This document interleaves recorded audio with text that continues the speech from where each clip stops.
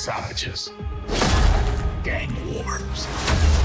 The city crumbles. Welcome back, everyone. It's Charlie. The head of Marvel TV just confirmed everyone's biggest theory since they announced Daredevil Born Again was going to bring back a bunch of the other Defenders characters. They finally confirmed that Marvel is actually bringing back the original Netflix Defenders, and they explained their plan for doing it. There's also recently been a bunch of other news about what's going on with all the different TV shows right now, with stuff getting canceled, them starting to do new X-Men based TV show stuff, so we'll break it all down.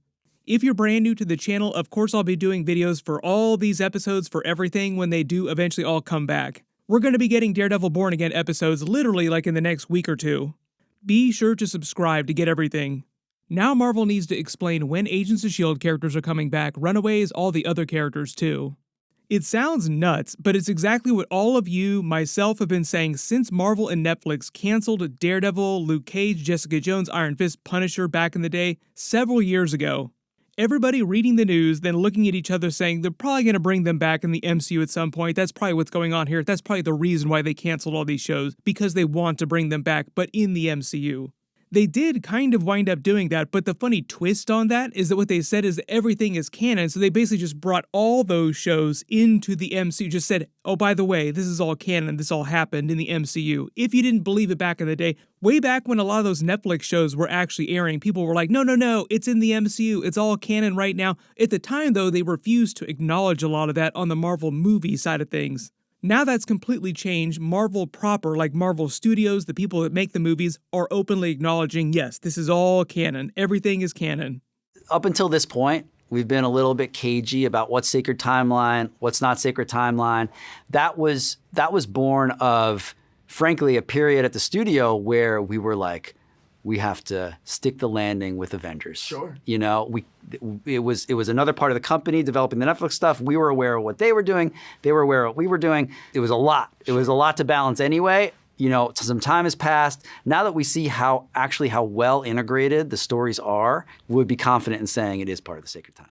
So when we were all telling each other Marvel's probably going to bring all these characters back in the MCU at some point, congratulations, we have now reached some point. If you thought they were going to bring them back, pat yourself on the back. The way it's happening started with Spider-Man No Way Home and Hawkeye, with Daredevil and Kingpin coming back first within a couple of months of each other, back to back. Because of how long it takes them to make all these shows and figure out all the contracts behind the scenes, it's a big mess. They had already decided to make Daredevil Born Again when Daredevil showed up in Spider-Man No Way Home in December 2021. So when we were seeing him come back for the first time, like legit, they had already decided to make Daredevil Born Again. But after they did that, it just took them longer to figure out how they're going to bring back the other Defenders characters. At the time, they had decided to pivot their strategy for how the TV shows and movies work, how they develop everything. Everything is still connected, like the movie actors still appear as their characters on the TV shows. The TV show actors, like Daredevil, show up in the movies, like Spider-Man No Way Home.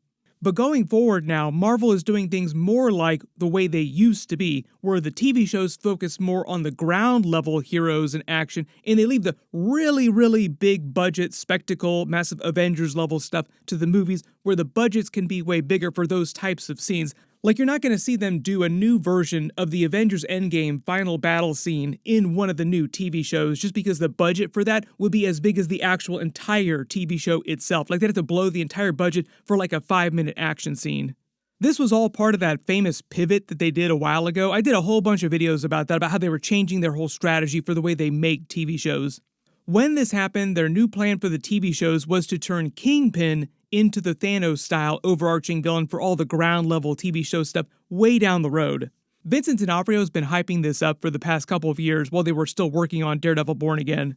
He was saying we start to see them tease that in Daredevil Season 1 soon, where it starts him on this path to power. Becoming mayor of New York City won't be enough for him, like he'll always be grasping for more and more power.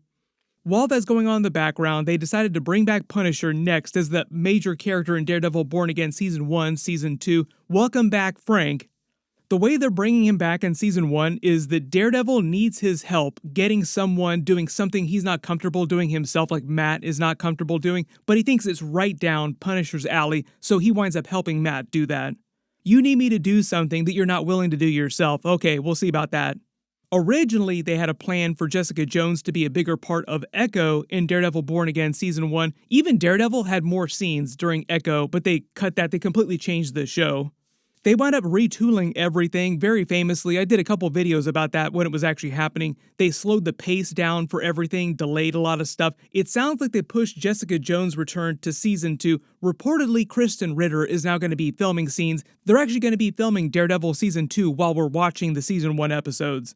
Thankfully going to release that next year. We're not going to have to wait like 5 years to get Season 2. I don't know if her story when she comes back is going to be the same as it was before they retooled everything, or if they completely changed that too. But she's back now, confirmed, and the head of Marvel TV also specifically mentioned Luke Cage by name coming back. He didn't say exactly when, which makes me think it's not going to be Season 1, but Season 2 sounds likely, and I'm pretty sure they're going to do Season 3, so there's plenty of time to bring Luke Cage back through Daredevil seasons.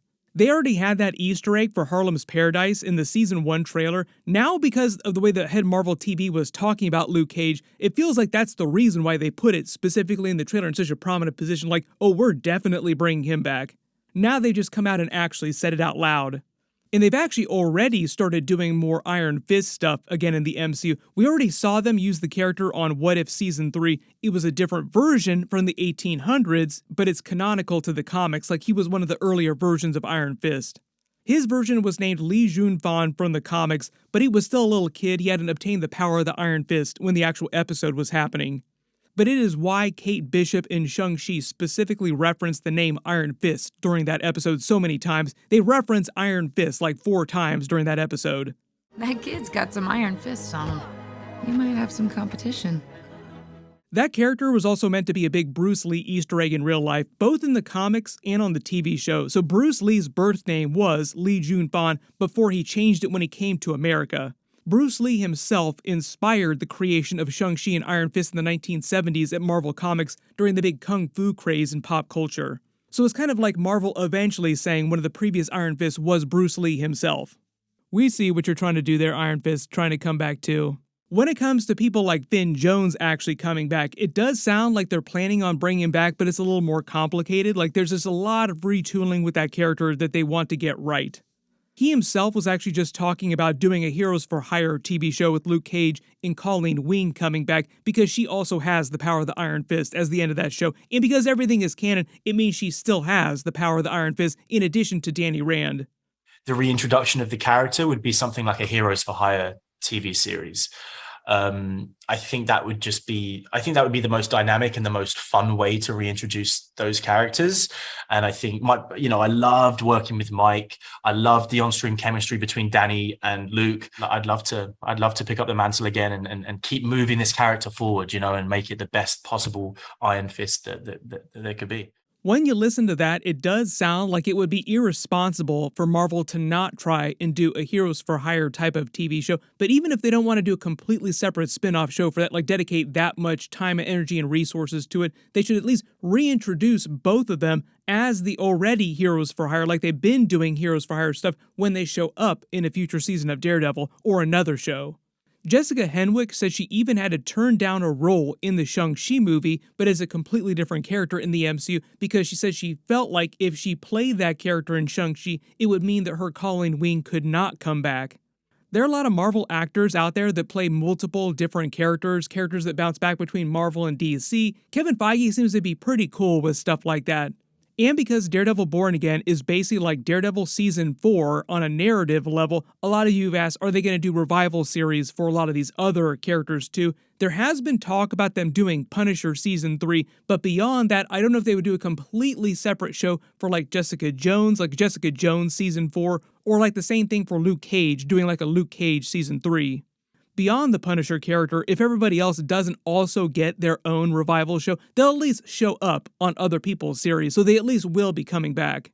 But because they're turning Kingpin into the street-level Thanos, eventually it sounds like they'll have all the Defenders characters come back together and team up against him. He actually should have been the main villain for Defenders Season 1, but at the time I think they were busy working on Daredevil Season 3 when it was on Netflix, so there was just a big scheduling problem, and he'd been in prison, so Daredevil had already kind of taken him down, so it was harder to actually make him a Defenders villain at the time. They didn't say when they're going to do a big team up against Thanos, Kingpin, but it's probably going to be several years. Like, it's going to take them a while to actually build up to that, which is probably the right way to go. Like, just slow roll that, develop all these different characters and bring them back. Also hoping when they do this team up against Kingpin, Thanos, they do that as like its own little series, and they do that as Marvel Knights.